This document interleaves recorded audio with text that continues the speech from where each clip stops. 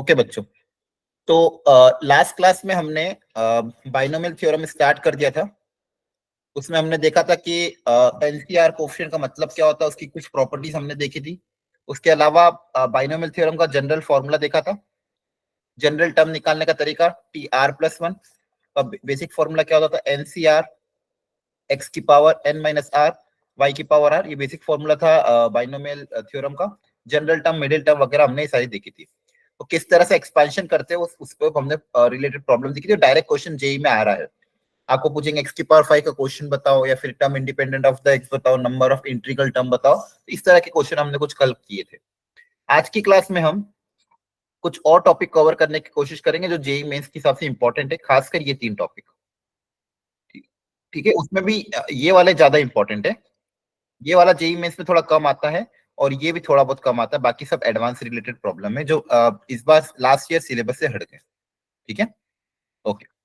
किसी को कुछ बोलना है? कोई रेज हैंड रेज कर रहा था क्या? ठीक है, चलो। तो सबसे पहले आज की क्लास का जो पहला टॉपिक है वो है application of binomial theorem.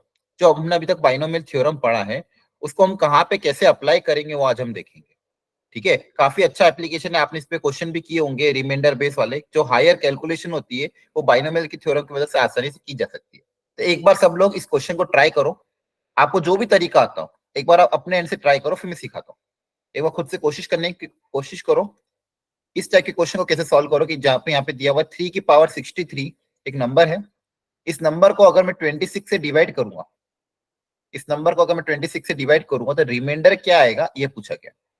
Reminder क्या आएगा ये पूछा गया। तो आपने लास्ट ईयर आई होप ऐसे क्वेश्चन किए होंगे। तो एक बार खुद से एक बार ट्राई करने की कोशिश करो, फिर मैं सिखाता हूँ किस टाइप के क्वेश्चन को करने का तरीका क्या है। Everyone please try this question.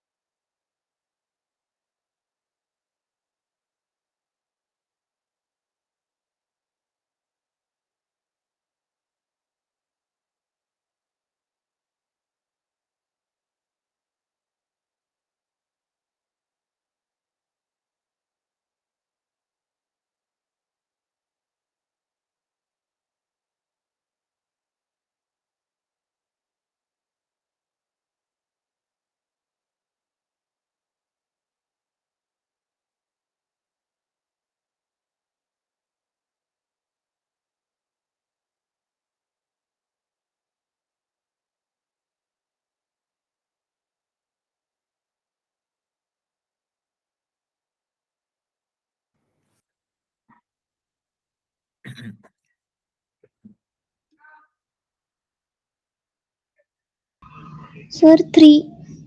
3 आ रहा है, ओके। चलो चेक करते हैं। अब देखो, इस टाइप के क्वेश्चन को करने का तरीका क्या होता है, जिससे हमको डिवाइड करना है, जैसे 27 से डिवाइड करना है, सॉरी 26 से डिवाइड करना है, तो हम कोशिश करेंगे कि इसमें यहाँ पे ब्रैकेट के अंदर 26 कुछ क्रिएट करें। 26 क्रिएट करने की क्या करें, कोशिश करें। तो यहाँ पे 26 क्रिएट करने का तरीका क्या होगा, कोई बता सकता है? यहाँ पे 3 की पावर्स चल रही है, तो 26 कैसे बनाओ यहाँ पे बताओ। देखो 3 की पावर 1 मुझे पता है 3 होता है, 3 की पावर 2 कितना होता है, 9 होता है, 3 की पावर 3 कितना होता है, 27। हाँ है ना। अब देखो ये 27 के आसपास है, 26 जो है 27 के क्या है आसपास। तो अगर मैं 3 की पावर 3 क्रिएट करके उसको 26 में कन्वर्ट कर दूं, तो मेरा जो गिवन नंबर है उसमें से 3 की पावर 3 मुझे अलग निकालना है। तो 63 में से अगर मैं 3 निकाल लूंगा अलग, तो कितना हो जाएगा ये। अब 3 की पावर 3 को अंदर बढ़ दूंगा तो कितना हो जाएगा, 27 की पावर 21। अब 27 को 26 के टर्म्स में आसानी से लिखा सकता कैसे, 1 प्लस 26 की पावर 21। देखो ध्यान से, क्या है सही लिखा है, बोलो बच्चों। ये सबको समझ में आया? सबसे पहले जिससे डिवाइड कर रहे वही क्रिएट करा। जो 26 से डिवाइड करे तो 26 क्रिएट किया, कैसे क्रिएट किया 26, 27 बना के 3 की पावर में क्या बन सकता है 27, 27 को लिख दिया मैंने 1 प्लस 26। अब यहाँ पे अगर मैं बाइनोमियल एक्सपेंशन, आपको लास्ट क्लास में जैसे मैंने बताया था, बाइनोमियल एक्सपेंशन क्या होगा, 21c0 plus 21c1 into 26 plus 21c2 into 26 square and so on up till last वाला टर्म आ जाएगा 21c21 26 की पावर 21। तो अगर आप यहाँ पे ध्यान से देखोगे तो ये जो बचे हुए टर्म है इन सब में कम से कम एक 26 तो आ रही है। मतलब ये सारे के सारे टर्म का अगर मैं एडिशन करूंगा तो बेसिकली वो जो नंबर आएगा वो कहीं ना कहीं 26 का मल्टीपल होगा, कहीं ना कहीं क्या होगा 26 का मल्टीपल, क्योंकि इन सब में से 26 कॉमन आ सकता है, तो जो भी नंबर एडिशन के बाद आएगा वो 26 से क्या होगा डिविजिबल। और एनसी जीरो की वैल्यू कितनी होती है 1, एनसी जीरो की वैल्यू कितनी होती है 1। तो फाइनली बेसिकली मैंने कहां तक लेके आ गया, ये जो मेरा गिवन नंबर था, क्या नंबर था मेरा 3 की पावर 63। इसको लिखने का एक और तरीका हमने क्या निकाल लिया, यहाँ पे लिख रहा हूं मैं 3 की पावर 63 को हम बेसिकली कैसे लिख सकते हैं 1+26 के, 1+26 के। यहां तक सबको समझ में आया, दैट इज 26k+1। बोलो यस सर। सबको क्लियर है ये वाली बात यहाँ पे एवरीवन? ओके। तो यहाँ पे अगर आप अगर आप 26 से डिवाइड करोगे, आपको अगर वो बचपन वाला फॉर्मूला याद होगा, dividend equal to divisor into quotient plus dividend. किसी का माइक का इश्यू आ रहा है तो म्यूट को रखो। नेहा, नेहा शायद आपका इश्यू आ रहा था, माइक को ऑफ ही रखना, ठीक है। प्लस रिमाइंडर, तो यहाँ पे अगर आप देखोगे ये मेरा डिवाइजर तो रिमाइंडर कितना आ जाएगा 1। ये जो एक्स्ट्रा बचता है प्लस के साथ 26k+1, तो रिमाइंडर कितना आ जाएगा 1। एनीवन, किसी को कोई डाउट है तो पूछ लो कोई स्टेप में। सबको ये समझ में आया कि नहीं आया? Yes sir. सबको क्लियर हो गया? इस तरह के क्वेश्चन डायरेक्ट आएंगे जेई में, तो आपको यही करना है जिससे भी डिवाइड करना है। जैसे ये बड़े से नंबर को मुझे 26 से डिवाइड करना था, तो मैंने 26 क्रिएट किया और मुझे पता था 26 क्रिएट करने का तरीका क्या हो जाएगा, 3 की पावर 3 27 होता है, तो 27 के सबसे पास 26 है। सबसे पहले मैंने 3 की पावर 3 क्रिएट किया, फिर उस 27 को क्या लिख दिया 1+26, फिर बाइनोमियली एक्सपांड कर दिया। फिर मैंने ये देखा कि फर्स्ट टर्म के अलावा बची हुई जितनी भी टर्म्स होगी उसमें कम से कम एक 26 आ रहा होगा, तो इसको ये जो मेरा गिवन नंबर था, इस नंबर को लिखने का एक और तरीका क्या हो गया 1+26 के। और मुझे पता है अगर ये नंबर इस फॉर्मेट में, अगर अब इस नंबर को अगर मैं 26 से डिवाइड करूंगा तो रिमाइंडर ये वाला क्या होता है मेरा रिमाइंडर होता है, तो रिमाइंडर कितना आ जाएगा 1 आ जाएगा, ठीक है। ऐसे क्वेश्चन को करने का इस तरह का तरीका है। सर इसमें 21, सर वो हाँ, बोलो। 21 था ना सर, 21 का फिर 1 कैसे आ गया? कहाँ पे 21C0 है, 21C0 की वैल्यू क्या होगी 21 ही तो होगी। NC0 की वैल्यू कितनी होती है 1। NC याद आया, NC0 की वैल्यू कितनी होती है 1, NCN की वैल्यू भी कितनी होती है 1 होती है, ठीक है। तो इसको 1 सर लिखा इसका आंसर 1 है फिर। हाँ 1 ही तो है। बस चलो अगला क्वेश्चन ट्राई करो, सब लोग ट्राई करेंगे अब अगला क्वेश्चन।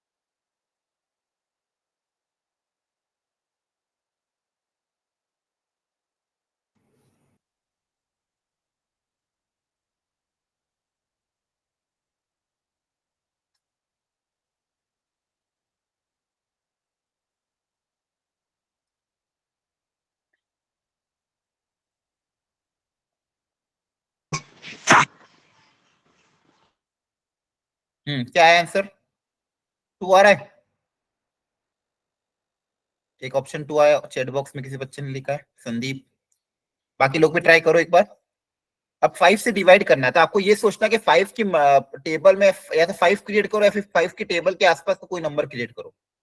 अब देखो 5 की मल्टीपल क्या क्या होता है 5, 10, 15, 25 इस तरह के, तो या तो 5 क्रिएट करो या फिर 5 की मल्टीपल को क्रिएट करो, और है ना कोशिश करना 1 रहे।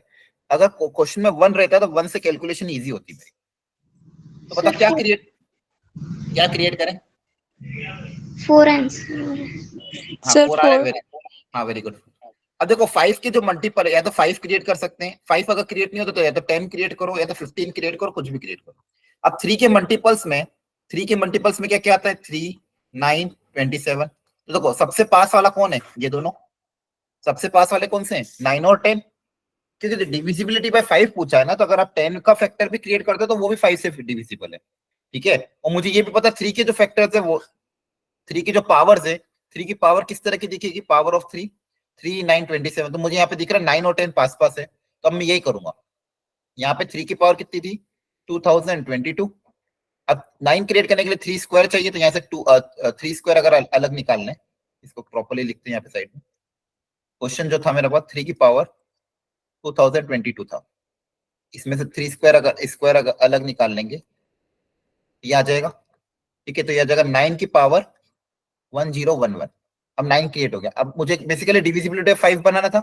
अब बेसिकली क्या क्रिएट करूँ, 10। तो 10 क्रिएट करने का तरीका क्या होगा, 10 माइनस 1, 9 को क्या लिख देंगे, 10 माइनस 1 की पावर 1011। अब अगेन अब बाइनोमियल का रोल आ जाएगा। ये करने के बाद ये पहला स्टेप मैनिपुलेशन है, ये आपको खुद से दिमाग लगाना होगा कि क्या रिक्वायरमेंट है। डिवाइड बाय 5 था, इसे 5 तो क्रिएट, देखो 5 के आसपास कोई भी नंबर नहीं था, 5 और 3 में 2 का गैप था, लेकिन 9 और 10 में 1 का गैप था। 1 क्रिएट करने से कैलकुलेशन मेरी आसान हो जाती है। अब इसका अगर मैं बाइनोमियल एक्सपेंशन देखूंगा, 10 माइनस 1 की पावर 1011 का अगर मैं बाइनोमियल एक्सपेंशन देखूंगा, तो n सी 0 10 की पावर, ये इस तरह से चलता जाएगा। लास्ट का जो टर्म रहेगा, बस उसमें 10 नहीं आएगा, बाकी हर जगह क्या आ जाएगा, 10 आ जाएगा। बाकी हर जगह क्या आ जाएगा, 10। बाकी हर जगह 10 आ जाएगा, बस लास्ट वाले टर्म में 10 नहीं आएगा। उसके पहले वाली जितनी भी टर्म उसमें कम से कम एक 10 की पावर होगी। तो यहां से लेके यहां तक जितनी भी टर्म से लास्ट वाली को छोड़ के सब में कम से कम एक 10 का फैक्टर तो कॉमन आएगा ही, तो इसको लिख दूंगा 10 के। और ये जो लास्ट वाला टर्म है, एनसीएन की वैल्यू कितनी होती है, 1। और ये -1 की पावर ऑड नंबर है, तो इसकी वैल्यू कितनी होगी, -1। इसको लिखने का तरीका कितना हो जाएगा, 10 के -1। लिखने का तरीका कितना हो जाएगा, 10 के -1। अब रिमाइंडर लाने के लिए मुझे क्या क्रिएट करना है, प्लस प्लस समथिंग क्रिएट करना है, 5 के समथिंग क्रिएट करना है, 5 के प्लस आर। तो यहाँ पे देखो मैं क्या कर रहा हूँ, यहाँ पे इसको पॉजिटिव लाने के लिए एक +5 ऐड किया, तो 5 ऐड किया तो एक 5 सब्सट्रैक्ट भी कर दिया। क्या करा, 5 को ऐड किया, 5 को सब्सट्रैक्ट कर दिया। इससे देखो फायदा क्या होगा, इन दोनों को तो साथ में ले लेंगे, 10 के -5 को साथ में ले लेंगे, और ये बची हुई टर्म को क्या ले लेंगे साथ में, तो ये जगह प्लस का 4। तो मुझे प्लस का टर्म क्रिएट करना था। अब देखो 10 के -5 अपने आप में एक 5 का मल्टीपल है, इसको मैंने 5m लिख दिया +4। तो बेसिकली जो मेरा गिवन एक्सप्रेशन था, जो भी क्वेश्चन था स्टार्टिंग का, 3 की पावर 2023, इसको फाइनली मैंने कैसे लिख दिया, 5m+4। अब अगर इसको मैं 5 से डिवाइड करूंगा, व्हेन डिवाइडेड बाय 5, इस पूरे को अगर अपन 5 से डिवाइड करेंगे, तो बताओ रिमाइंडर क्या आएगा, 4। 4. रिमाइंडर क्या आ जाएगा, 4। आगे बात समझ में, देखो ध्यान से एक एक स्टेप को, क्या आप समझ में आ जाएगा ऐसे क्वेश्चन। Yes sir. हाँ, हाँ है ना। यस तो इस सर। तरह से आपको इसको क्रिएट करके प्रॉपर्ली सॉल्व करना, जेई में डायरेक्ट क्वेश्चन पूछे जा रहे हैं इस पे। ठीक है, चलो आगे बढ़ते हैं। एक क्वेश्चन और है, इसको आप घर पे ट्राई करना एक बार खुद से। ये 2023 का, 2022 का क्वेश्चन मैंने अभी आपको कराया है, 2023 का क्वेश्चन आपके लिए मैं होमवर्क रख रहा हूँ। इसको ट्राई करना, आंसर की और सॉल्यूशन दोनों दिए गए हैं। एक बार खुद से ट्राई करना और देखना आंसर क्या है। इसमें 2 पार्ट है, एक बार 3 से डिवाइड करोगे तो रिमाइंडर क्या आएगा, और 7 से डिवाइड करने पे रिमाइंडर क्या आएगा। तो प्रॉपर्ली टाइम देके ट्राई करना, 5 मिनट लगेंगे चलेगा। ठीक है, चलो अब एक और वेराइटी ट्राई करो। इसमें दिमाग लगा के बताओ लास्ट डिजिट क्या होगा, एवरीवन ट्राई।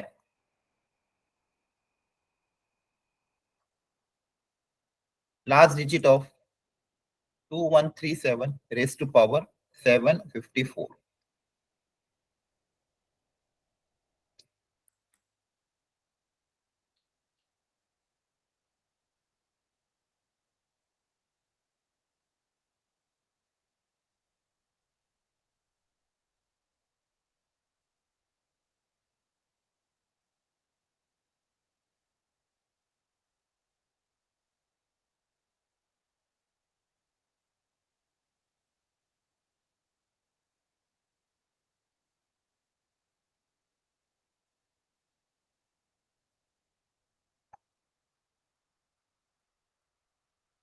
थोड़ा सा थिंकिंग डेवलप करो, किस तरह से सोचेंगे इसको।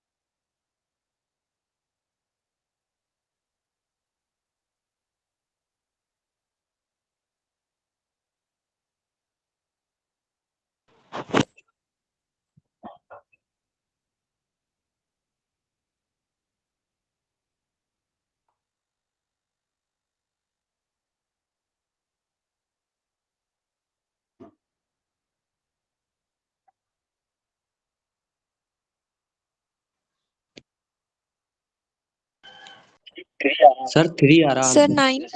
Yes sir, 9 3 sir. आ रहा सर। Sir, 9. 9 और 3 ओके ओके ओके, चलो देखते हैं। सर 9 अच्छा आ रहा है। ओके ओके, देखते हैं क्या आंसर आएगा। तरीका क्या रहेगा?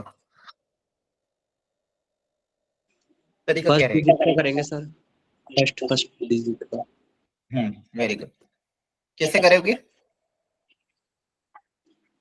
Sir 7 into 7 into very good. अब देखो 7 एक ऐसा नंबर है ना, आपने 7 अगर इसे, हाँ, एप्टीट्यूड के ऐसे क्वेश्चन किए होंगे पहले भी।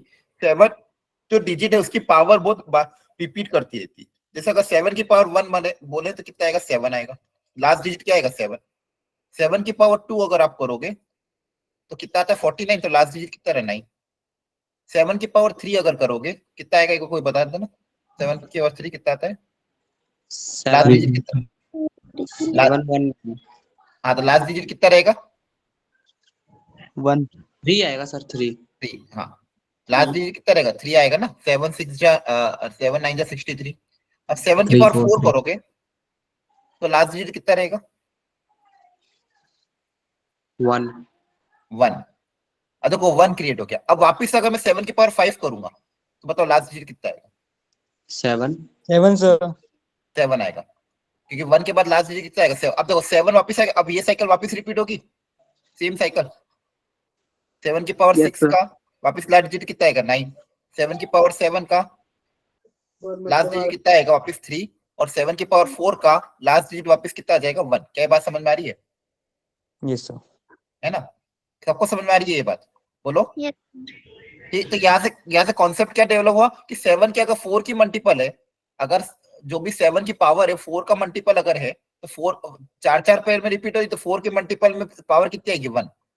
4 के मल्टीपल में पावर कितनी आएगी? 1। इसके बाद अगर 4n+1 है, देखो अगला क्या आएगा? 7 1 के बाद क्या आएगा? 7। तो 7 की पावर 4n+1, अगर रिमाइंडर 1 आ जाता है, जैसे मान लो 5 है, 5 को 4 से डिवाइड करोगे तो रिमाइंडर कितना आएगा? 1। तो उस केस में पावर लास्ट डिजिट क्या आ जाएगा? ये यहाँ पे लास्ट डिजिट लिख रहा हूँ। क्या लिख रहा हूँ? Last digit. अगर रिमाइंडर 1 है, 4 पावर को 4 से डिवाइड करने पे रिमाइंडर 1 है तो लास्ट डिजिट 7 आ जाएगा। पावर को 4 से डिवाइड करने पे रिमाइंडर अगर 2 है तो लास्ट डिजिट 3 आ जाएगा। पावर को 3 से डिवाइड करने पे रिमाइंडर अगर सॉरी पावर को 4 से डिवाइड करने पे रिमाइंडर अगर 3 है तो लास्ट डिजिट कितना आ जाएगा? सॉरी, यहाँ पे 9 आएगा, फिर कितना आ जाएगा? 3 आ जाएगा। क्या बात समझ में आ रही है? तो एक तरीका ये डायरेक्ट है, बिना बाइनोमियल के भी काम हो जाएगा। क्लियर है? अब यहाँ पे पावर कितनी है? बोलो, पावर कितनी है? 754। अब इसको अगर मैं 4 से डिवाइड करके देख लेता हूँ रिमाइंडर कितना आ रहा है, तो देखो 35 32, रिमाइंडर आ रहा है 2। तो रिमाइंडर अगर 2 आ रहा है मतलब ये 4n+2 टाइप का है, तो रिमाइंडर 2 पे लास्ट डिजिट क्या आएगा? 9। Therefore last digit is 9। क्या इस क्लियर हुआ?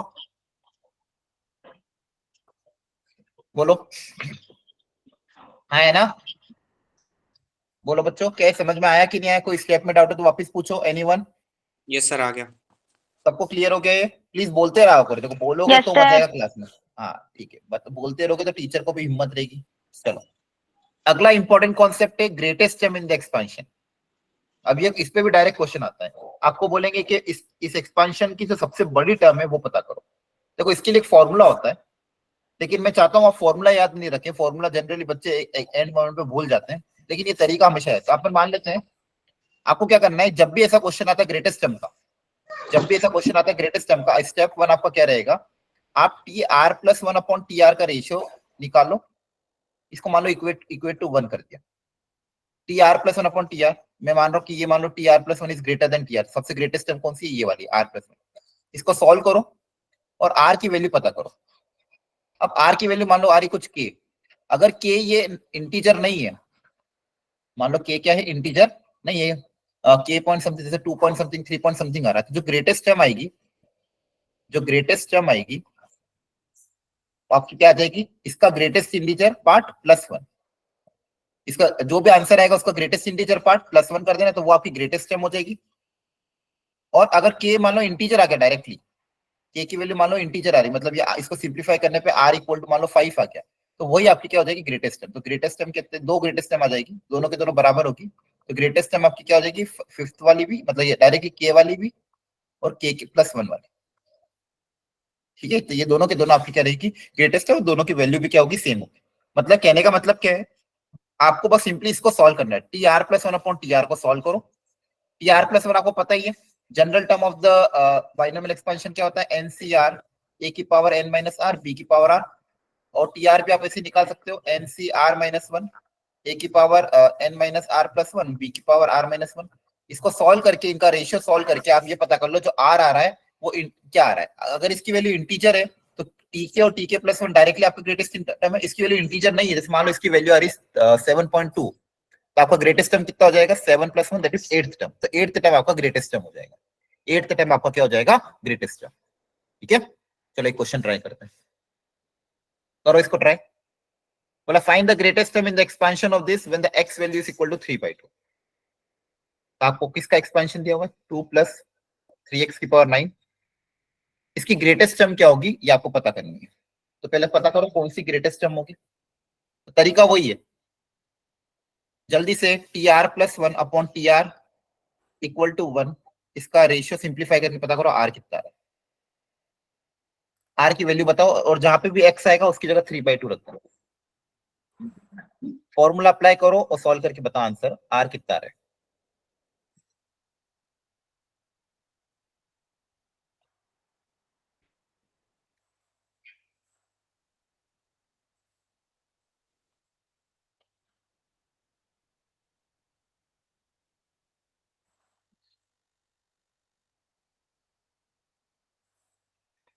Sir R is equal to 6। ठीक है, चेक करते हैं। तो बताओ ग्रेटेस्ट टर्म की वैल्यू कितनी होगी, 6th टर्म निकाल लो फिर। तो ग्रेटेस्ट टर्म 6 और 7 दोनों आ जाएगा।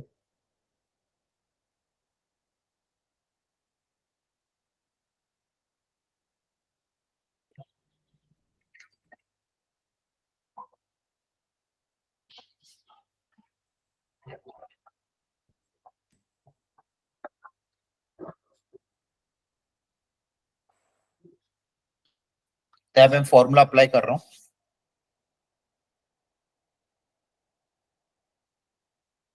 एनसीआर ए की power n minus r b की पावर आर, ये फॉर्मूला होता है बेसिक। और n c sir r minus 120 into 3 की पावर 5। ओके। अब आपको मैंने कल एक फॉर्मूला एक और याद करवाया था, याद हो तो, बाइनोमियल कोएफिशिएंट की property NCR upon NCR minus one का रेशियो याद करवाया था। बताओ क्या था। ये डिनोमिनेटर में इन दोनों का डिफरेंस ले लेंगे। डिनोमिनेटर में इन दोनों का डिफरेंस कितना हो जाएगा, n minus r plus one upon r. याद आ रहा है Yes, sir. है ना।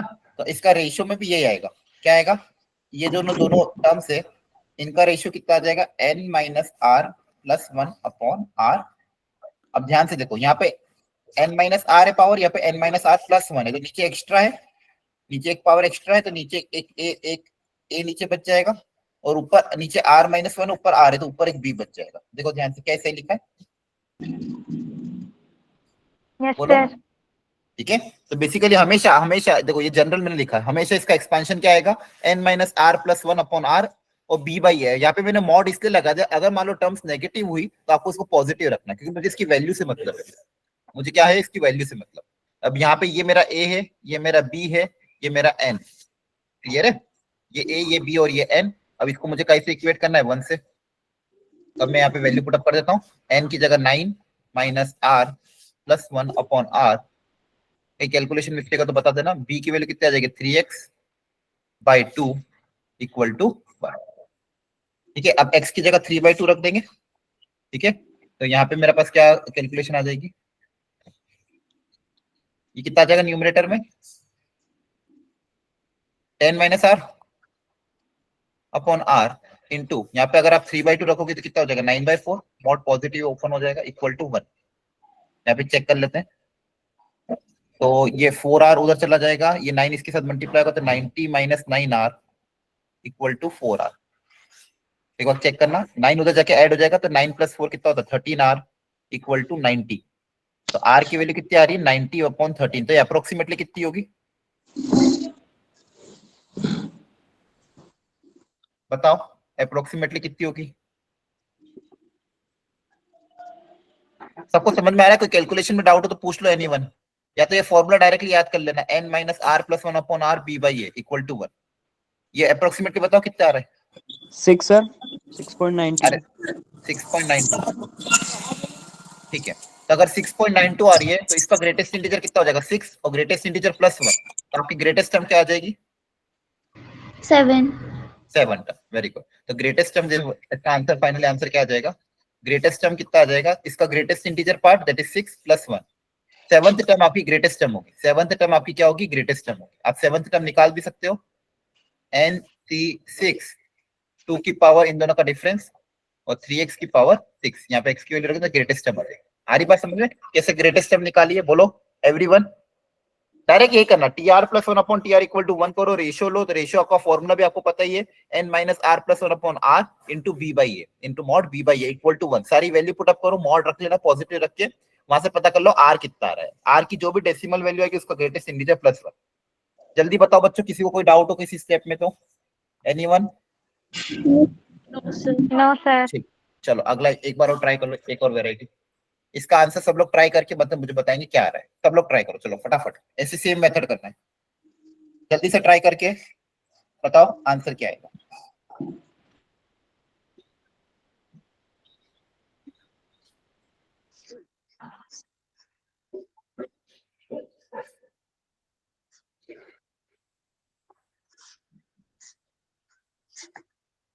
हेलो हर्षित सर।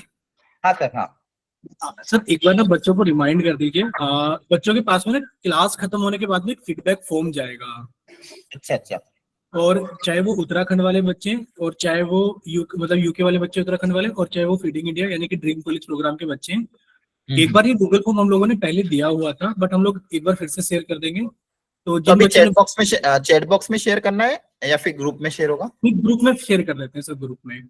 ठीक है, तो बच्चों देखो फीडबैक भर देना। ये टीचर्स फीडबैक है, अब क्या अवंती का क्या है? हाँ सर, टीचर्स फीडबैक ही है। ठीक है ठीक है, तो टीचर के क्लासेस बारे का में बता feedback है, देना। हाँ, क्लासेस। क्लासेस का फीडबैक है। अगर मान लो मैं मैथमेटिक्स पढ़ा रहा हूँ, मेरा नाम हर्षित सर है, तो अगर आपको मेरे से कुछ प्रॉब्लम आ रही हो कि मुझे कुछ सुधार करना हो, तो आप अपना वहाँ पे फीडबैक जरूर लिखिएगा, ठीक है? और कोई अच्छी बात लगती है तो अच्छी बात लिखना, और कोई सुधार चाहिए हो तो सुधार लिखना, तीनों सब्जेक्ट के लिए ये बहुत जरूरी होता है, ताकि आप तक अच्छी चीजें और पहुंच सके, और टीचर को भी अपना फीडबैक मिलेगा, तो टीचर को भी मोटिवेशन मिलेगा कि वो कैसा पढ़ा रहा है।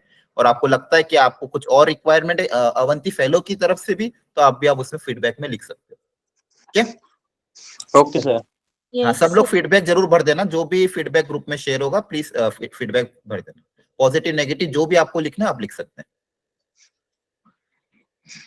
Okay sir. ठीक है okay sir, thank you. Okay, चलो क्वेश्चन पे आ जाते हैं। मैं भी ट्राई करता हूँ, आप भी ट्राई करो, दोनों मिलकर फटाफट ट्राई करते हैं। बाकी लोग भी सब लोग ट्राई करो, देखते जाओ किसी स्टेप से। मैं वापस वही कर रहा हूँ, TR + 1/TR = 1। फॉर्मूला वापस मेरा वही लग जाएगा, NCR A की पावर n - r b की power r upon NCR - 1 A की पावर n - r + 1 b की पावर r - 1 = 1। ये आफ्टर सिंप्लीफिकेशन क्या बनता है? आफ्टर सिंप्लीफिकेशन बनता है, ये न्यूमरेटर में आता है n - r + 1 अपॉन में r, और ऊपर b बच जाता है, नीचे a बच जाता है, और एक मॉड लगा देते हैं हम = 1, ठीक है? अब सारी वैल्यू में पुट अप कर देता हूँ। सर फिफ्थ टाइम आ रहा है इसका, फिफ्थ टाइम। फिफ्थ टर्म आ रहा है, ओके ग्रेट, देख लेते हैं। अब वैल्यू पुट अप कर देता हूँ, n हायर पावर कितनी है मेरे 15 है, -r + 1 upon r mod of b by a। हाँ हाँ, बोलो बोलो क्या हुआ? सर इसमें TR + 1/TR से सर डिवाइड क्यों किया? हाँ देखो, एक्चुअली कॉन्सेप्ट ये होता है कि हम ये जैसे जब इसका डेरिवेशन किया गया था, ये ग्रेटेस्ट टर्म वाला, कि ग्रेटेस्ट टर्म क्या होना चाहिए, तो अपन क्या मान लेते हैं कि मान लो इस एक्सपेंशन के अंदर n टर्म्स होगी, तो मैं अज्यूम कर रहा हूँ कि जो सबसे ग्रेटेस्ट टर्म होगी वो ये होगी, TR + 1 सबसे क्या होगी? Greatest term. तो बेसिकली हम इसको greater than equal to 1 solve करते हैं एक्चुअली में। अगर इसका आप डेरिवेशन देखोगे तो इसको हम यहाँ मान लेते हैं कि मान लो मेरी TR + 1 जो टर्म है वो सबसे ग्रेटेस्ट है, तो ये जो सबसे ग्रेटेस्ट है, तो इसका रेशियो किसी और r के साथ अगर अपन लेंगे तो हमेशा क्या आना चाहिए? ग्रेटर देन 1, क्योंकि अगर ये सबसे बड़ी टर्म है तो नीचे अगर numerator is greater than the denominator, तो रेशियो क्या आना चाहिए? Greater than 1। फिर इसको सिंप्लीफाई करके हम वो आर पता कर लेते हैं कि जिससे कोई भी वो आर पता करते हैं जिससे ये वाली टर्म मतलब r plus one term t r से क्या होगी, ज्यादा होगी, तो हम फिर बोल देते हैं कि भाई ये मेरी क्या है, ग्रेटेस्ट टर्म। क्लियर है? ठीक है, आप चाहो तो डेरिवेशन इसका देख सकते हो, लेकिन तरीका यही रहेगा। आ रही बात समझ में? बेसिक तरीका यही है कि अपन मान लेते हैं इसको greater than equal to one, inequality solve करते हैं greater than equal to one, वहां से इस तरह से पता करते हैं। आई बात समझ में? बोलो। यस सर, आ गई। Yes sir. ओके, तो आप कोई भी स्टैंडर्ड बुक में डेरिवेशन देखोगे यही डेरिवेशन है कि आप टी आर प्लस वन को ग्रेटेस्ट मान लो upon T R greater than equal to one, वहां से सिंप्लीफाई करके आर पता करो। अब जैसे यहाँ पे अगर आप देखोगे तो कितना आ जाएगा, ये अपन में आर आएगा, कैलकुलेशन एक बार देख लेना, मॉड से 5/3 और x की वैल्यू में रख दूंगा वहां पे 1/5 इक्वल टू 1। तो यहाँ पे 5 कैंसिल हो जाएगा, 3r उधर चल जाएगा, तो 16 minus r equal to 3r, ये r उधर जाके 4r इक्वल टू 16, तो r इक्वल टू 4 आ रहा है, सॉरी r इक्वल टू कितना आ रहा है, 4। क्या यहाँ तक सही है कैलकुलेशन? एवरीवन बताना, यही आ रही थी क्या आपकी भी? बोलो। Yes sir. तब कैलकुलेशन मैंने सही की है, तो यहाँ से मैं क्या बोलूंगा, देयरफॉर कौन कौन सी टर्म ग्रेटेस्ट होगी? एक तो ये खुद ही, मतलब बेसिकली ये दोनों आर जब भी इंटीजर आता है मतलब ये दोनों के दोनों ही एक दूसरे की ग्रेटेस्ट टर्म होती है, बराबर होती है। तो fourth term and fifth term are the greatest term. Clear है? Fourth term and the fifth term are the greatest term, और इन दोनों की वैल्यू भी एक्चुअली में सेम आएगी। तो जब भी आंसर इंटीजर आता है, तो मैं आपको बताया भी था, जब भी आंसर इंटीजर आता है तो आपकी टी के वही के टर्म और के प्लस वन टर्म दोनों के दोनों क्या होती है, ग्रेटेस्ट होती है। ठीक है, क्लियर हुआ सबको? बोल दो जल्दी से, क्लियर हुआ कि नहीं? Yes sir. Clear sir. Okay. बाकी कभी पूछे ग्रेटेस्ट कोफिशिएंट, तो ग्रेटेस्ट कोफिशिएंट जो होता है ना, जैसे आप NC0 NC1 जितने भी कोफिशिएंट लिखते हो NCN तक, वहां पे अगर आपको एक प्रॉपर्टी मैंने बताई थी कि terms equidistance from the beginning and are equal, मतलब अगर जैसे इसकी वैल्यू 1 है तो इसकी वैल्यू भी 1 है, फिर NC1 की वैल्यू क्या आएगी, n आएगी, तो उसके पहले वाले की वैल्यू भी कितनी आएगी, n। मतलब ऐसे पीछे से टर्म्स क्या होती है, इक्वल। तो सबसे ग्रेटेस्ट कोफिशिएंट आता है वो मिडिल में आता है। तो ग्रेटेस्ट कोफिशिएंट जो होगा, ग्रेटेस्ट कोफिशिएंट, देखो दोनों में अंतर है, ग्रेटेस्ट टर्म में अंतर है। ग्रेटेस्ट टर्म मतलब ओवरऑल पूरे एक्सपांशन में सबसे बड़ी टर्म कौन सी, वो होता है ग्रेटेस्ट टर्म।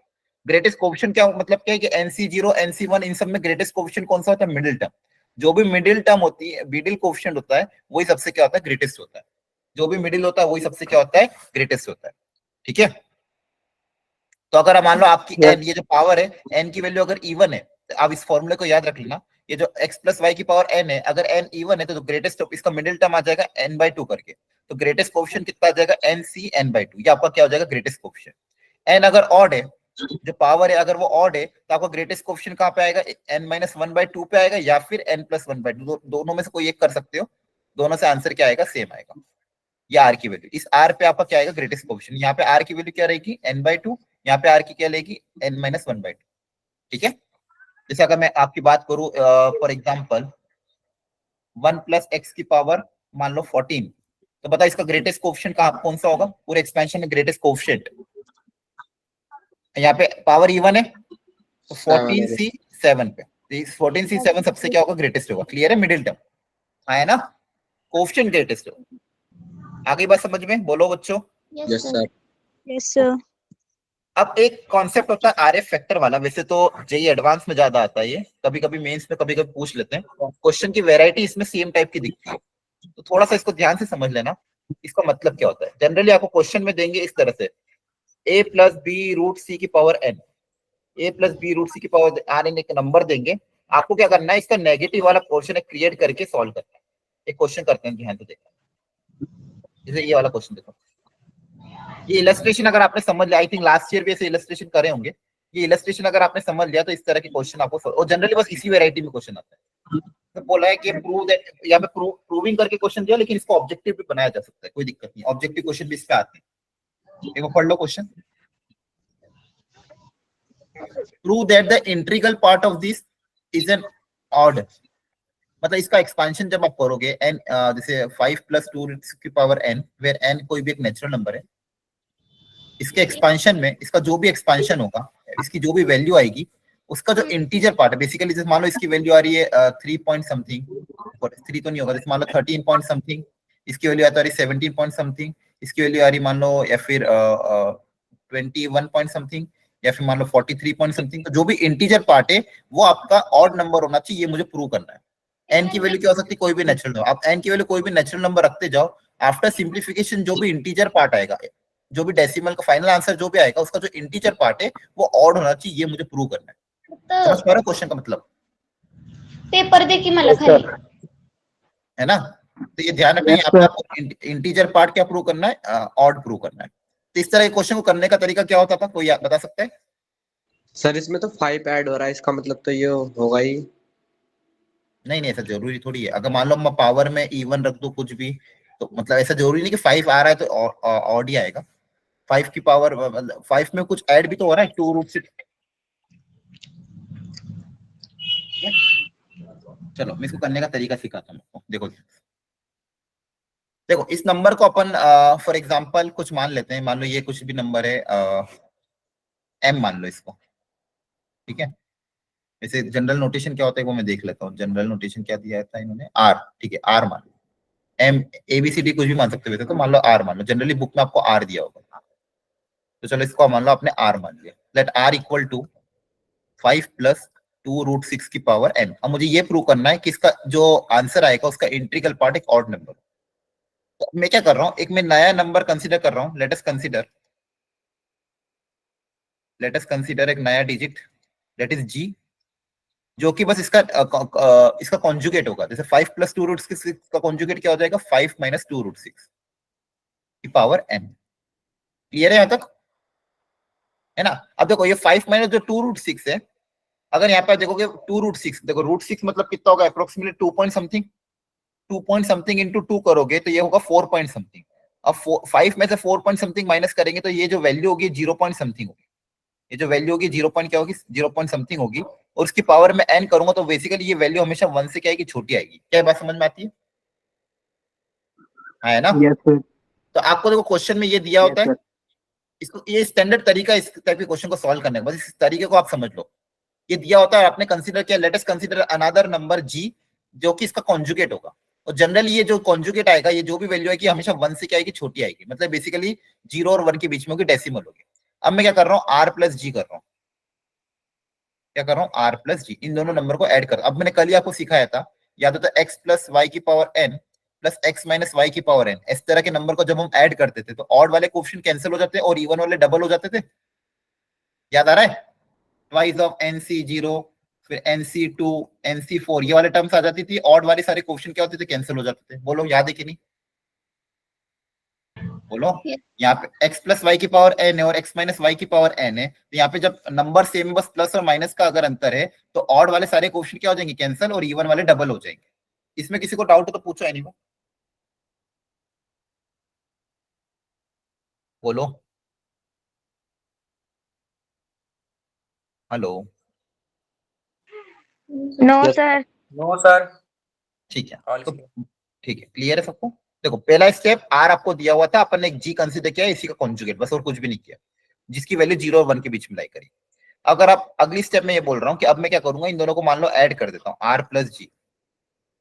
तो r प्लस जी अगर मैं ऐड करूंगा तो बेसिकली क्या ऐड होगा, 5 प्लस 2 रूट 6 की power n plus 5 minus 2 root 6 की पावर n। अब दोनों का जब एक्सपेंशन होगा, यहाँ पे NC0 NC1 NC2 आएगा, यहाँ पे NC0 minus NC1 plus NC2 minus NC3 plus NC4 फिर माइनस है, तो ऑड वाले सारे टर्म्स कैंसिल हो जाएगी। यहाँ पे बचेगा twice of even coefficient. Even coefficient मतलब NC0 plus NC2 first term की पावर n माइनस 2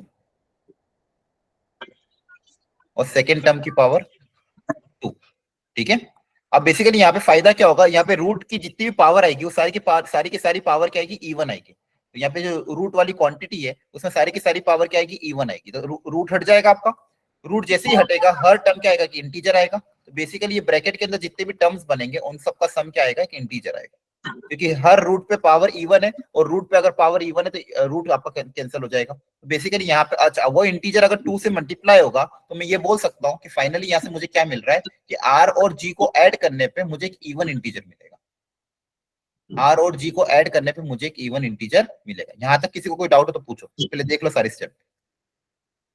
ठीक है? r और g को ऐड करने पे मुझे एक इवन इंटीजर मिलेगा। क्या एक बात समझ में आती है? Yes sir. Very good, very good, very good.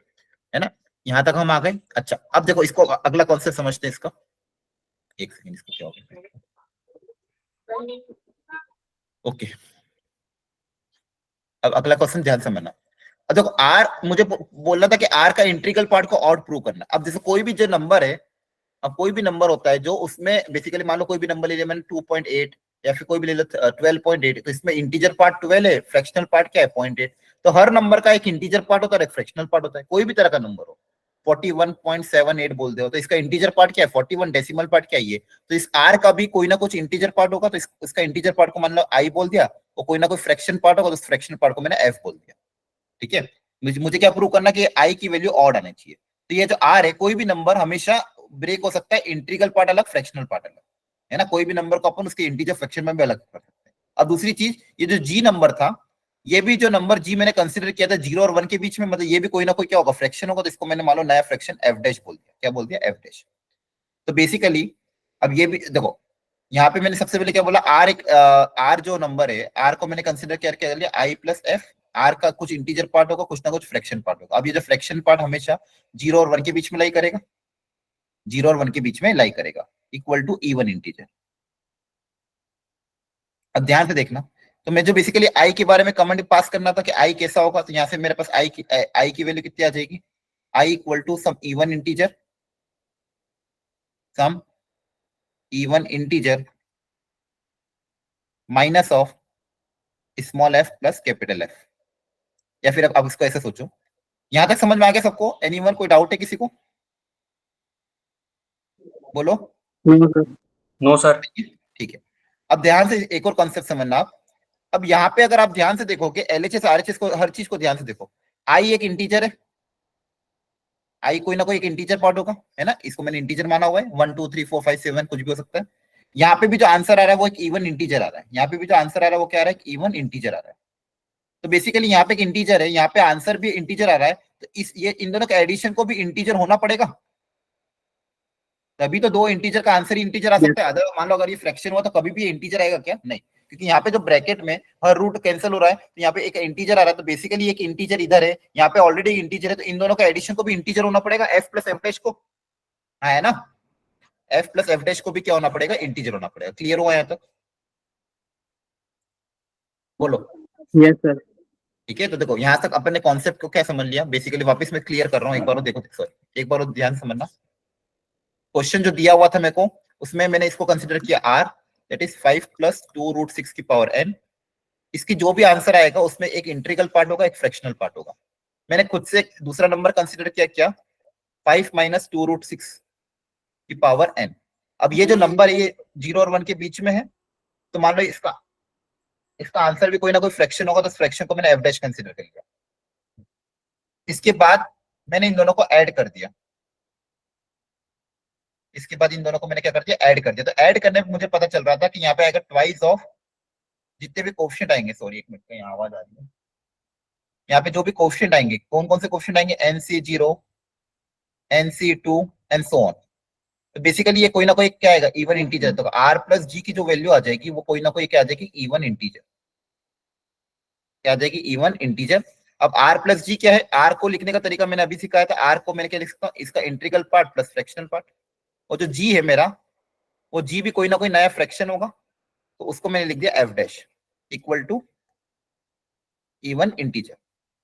इसके बाद मैंने आपको ये समझा रहा था कि अगर आरएचएस में एक इंटीजर है, आरएचएस में इंटीजर है, ये एक इंटीजर है, तो यहां से मैं क्या बोल सकता हूं, यहां से मैं ये कंक्लूजन निकालूंगा कि एफ प्लस एफ डैश को भी इंटीजर होना पड़ेगा, एफ प्लस एफ डैश को भी क्या होना पड़ेगा, इंटीजर होना पड़ेगा। अब एफ जो नंबर है वो फ्रैक्शन है जो कि 0 और 1 के बीच में लाई करता है, एफ डैश भी जो नंबर है वो भी एक फ्रैक्शन है जो कि 0 और 1 के बीच में लाई करता है। तो इन दोनों का जो एडिशन होगा वो किसके बीच में लाई करेगा, 0 और 2 के बीच में। इन दोनों का एडिशन किसके बीच में लाई करेगा, 0 और 2 के बीच में। तो 0 और 2 के बीच में इंटीजर कौन सा है, 0 और 2 के बीच में इंटीजर पार्ट कौन सा है, 1 बताओ, 1। 0 और 2 के बीच में इंटीजर कौन सा है, 1 है। इसका मतलब यहाँ से एक ही कंक्लूजन क्या आ रहा है, इसका मतलब क्या आ रहा है कि ये जो f प्लस एफ डैश की वैल्यू होगी ये किसके बराबर होगी, 1 के बराबर। f प्लस एफ डैश की वैल्यू किसके बराबर होगी, डेफिनेटली 1 के बराबर। अब मैं यहाँ पे अगर वैल्यू पुटअप कर दूंगा तो फाइनली मेरी जो आई आएगी, आई कितना आ जाएगा, यहाँ पे मैं वैल्यू पुटअप कर दूंगा, आई प्लस ये f प्लस एफ डैश की वैल्यू कितनी आ गई, 1 इक्वल टू इवन इंटीजर। अब इवन इंटीजर ये +1 उधर जाके माइनस हो जाएगा, i equal to even integer -1। तो किसी भी इवन इंटीजर में -1 करोगे तो आंसर हमेशा क्या आएगा? Odd integer. आंसर हमेशा क्या आएगा? Odd integer. अब देखो ये जो प्रूफ था ना, ये प्रूफ अपने आप में बहुत महत्वपूर्ण था। इसी तरह से आपको क्वेश्चन सॉल्व करने, क्वेश्चन भी इसी वेराइटी में आएंगे, लेकिन अगर आपको ये प्रूफ समझ में आ गया, तरीका यही रहेगा। वापिस से एक बार देख लो, फर्स्ट आर कंसीडर किया, फिर जी उसका कॉन्जुगेट कंसीडर किया, दोनों को ऐड कर दिया और स्टेप बाय स्टेप हमने इसको सॉल्व करा। इसको घर पे एक बार वापिस से खुद से बिना देखे ट्राई करना, फिर सॉल्यूशन देखना। बोलो, आई बात समझ में? सबको समझ में आया कि नहीं आया? Yes, sir. आ गया, वेरी गुड। एक बार खुद से फिर से एक बार ट्राई करना। इसी वैरायटी के क्वेश्चन आते, जेई में भी डायरेक्ट क्वेश्चन पूछे गए। देखो इसको भी क्वेश्चन पूछा गया कि जो भी आंसर आएगा उसका इंटीजर पार्ट इवन होगा, ऑड होगा। 2023 लास्ट ईयर ही पूछा गया। तो मैं चाहता हूं आप इन क्वेश्चन को ट्राई करें। कॉन्सेप्ट मैंने पूरा समझा दिया आपको, एक बार आप खुद से इनको ट्राई करना, फिर सॉल्यूशन से देखना। क्लियर है यहाँ तक? Yes sir. ओके, अपना अगला कॉन्सेप्ट है binomial theorem for any index. मैंने आपको बताया था कि जो बाइनोमियल थ्योरम है उसको अब तक अपन ने इंटीग्रल इंडेक्स पढ़ा था। अब क्या पढ़ा था? इंडेक्स मतलब पावर। अगर ये पावर नेचुरल नंबर है, पावर अब तक क्या थी अपन ने? नेचुरल नंबर या होल नंबर, ठीक है। तो अपन ने इसका एक्सपेंशन क्या देखा था? nc0 x की power n plus nc1 x की power n minus 1 into y and so on ncn y की पावर n। ये अपन ने एक्सपेंशन देखा था when n is a natural number. लेकिन अगर पावर कोई भी नेचुरल नंबर ना हो, कुछ और आ जाए, जैसे for example x plus y की पावर n में n कोई भी रेशनल नंबर आ जाए, कुछ भी आ जाए, पॉजिटिव नेगेटिव रेशनल फ्रैक्शन कुछ भी, ठीक है, पावर कुछ भी हो जाए, उस केस में एक्सपेंशन क्या होगा वो हमको समझना है। और उसमें भी जनरली हम ज्यादातर एक्सपेंशन देखते हैं 1 + x और 1 - x वाले ही, क्योंकि ज्यादा एनी इंडेक्स के लिए जो क्वेश्चन आते हैं उसमें इन्हीं एक्सपेंशन को ज्यादा पूछा जाता है। जैसे 1 + x की पावर पूछ लेगा -2 क्या होगा, 1 + x की पावर फॉर एग्जांपल पूछ ले 1/2 क्या होगा, 1 + x की पावर 1/3 क्या होगा। इस तरह के जो जहाँ पे जो पावर है वो अगर नेचुरल नंबर ना आए तो एक्सपेंशन कैसे करना है वो हमको सोचना है। उस केस में फॉर्मूला आपका ये हो जाएगा। आप इस फॉर्मूले को चाहो तो लिख लो। क्या लिखा गया एक बार पढ़ लो ध्यान से। आपको 1 + x के लिए ही ध्यान देना क्योंकि क्वेश्चन आपका इसी फॉर्मेट में है।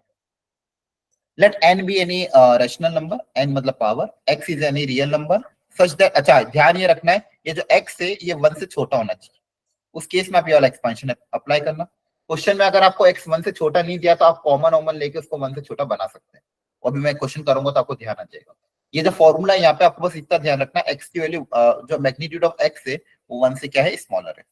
उस केस में फिर इसका एक्सपेंशन करोगे तो आएगा 1 + nx plus n into n minus 1/2 factorial x square and so on. ये एक्सपेंशन आपको याद रखना है, ठीक है, ये एक्सपेंशन आपको याद रखना है। मैं वापस उस एक्सपेंशन को लिख रहा हूँ, एक बार आप भी खुद से एक बार लिख लो। 1 + x की पावर n, एक बार लिखो खुद से, ट्राई करो। और उसी से डिराइव होता है 1 + nx plus n into n minus 1 by, लिखते जाओ 2 फैक्टोरियल x स्क्वायर, लिखते लिखते याद भी कर लो। nx plus n into n minus 1/2 factorial, फिर n minus 1 into n minus 2 by 3 factorial x cube and so on, where the x magnitude of x should be less than 1 or value of x should be lying between -1 and 1 for n is a rational number। Clear हुआ? तो ये formula आप याद रख लेना और इसी फॉर्मूले पे बेस क्वेश्चन आ सकते हैं। अब कुछ स्टैंडर्ड जो है n वाले उसमें ये वाला है, अगर n की वैल्यू -1 हो गई तो ये एक्सपेंशन होगा, x अगर नेगेटिव हो गया तो ये एक्सपेंशन होगा, n की वैल्यू -2 हो गई तो ये, और ये -2। ये कुछ स्पेशल केसेस है जो डायरेक्टली अगर याद रख लोगे तो फटाफट क्वेश्चन सॉल्विंग में काम आएंगे। बाकी आपके पास फॉर्मूला तो है ही सही, इस फॉर्मूले में बस वैल्यू पुट अप कर देना, -1 -2 -3 जो भी रखना, ठीक है। तो ये कुछ स्पेशल केसेस है जिनको ध्यान रखने वाली जरूरत है। जैसे ये वाला क्वेश्चन ट्राई कर लेते हैं, देखो ध्यान से।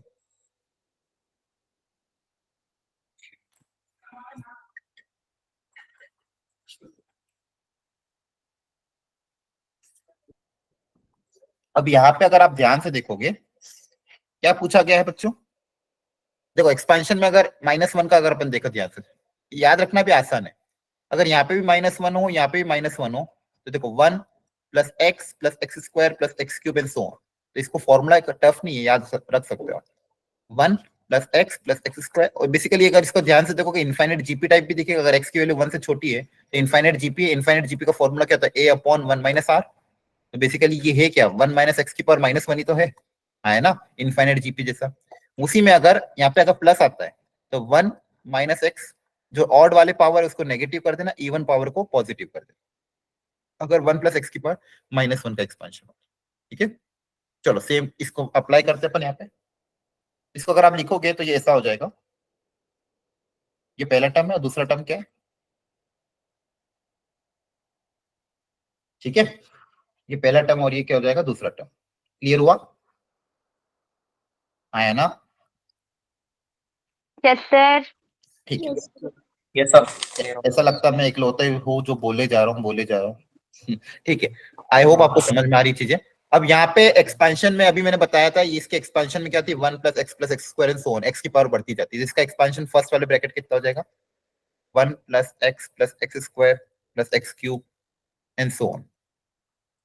ये पहला ब्रैकेट हो गया, और सेकंड ब्रैकेट में एक्स की जगह बस 2x आ जाएगा, 1 plus 2x plus 2x square plus 2x cube and so on. अब बस आपको पूछा क्या था, एक्स स्क्वायर का कोएफिशिएंट बताओ, क्या पूछा क्या था, एक्स स्क्वायर का कोएफिशिएंट बताओ। अब मुझे बताओ एक्स स्क्वायर कहां पे क्रिएट होगा। अब आप ट्राई करो और बताओ एक्स स्क्वायर कोएफिशिएंट जहां जहां पे क्रिएट होगा उसका कोएफिशिएंट क्या होगा। हर टर्म से लेके सर इनफिनिट। एक्स, मुझे सिर्फ एक्स स्क्वायर देखना है, तो एक्स स्क्वायर के कोएफिशिएंट में क्या क्या टर्म आई थी, आप वो पता करके बताओ क्या क्या आई।